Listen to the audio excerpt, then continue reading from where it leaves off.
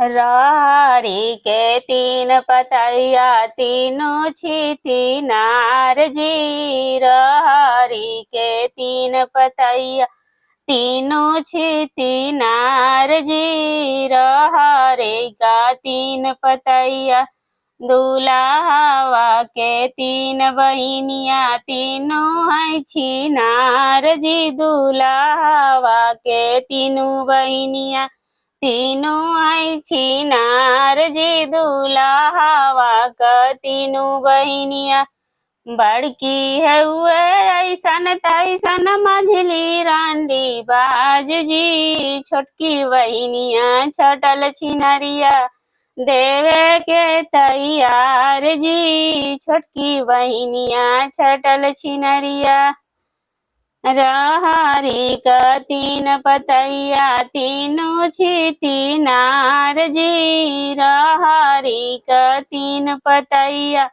तीनों छिती नार जी। रहरी का तीनों पतैया बरती हमन का तीनों बहिनिया तीनों है छिनार जी। बरती हमन का तीनों बहिनिया समाधि का तीनों बहिनिया तीनों है छिनार जी। समाधि का तीनों बहिनिया बड़की हुआ ऐसन तैसन मझली हुआ छिनार जी। छोटकी बहिनिया छटल छिनरिया देवे के तैयार जी। छोटकी बहिनिया छटल छिनरिया देवे के तैयार जी।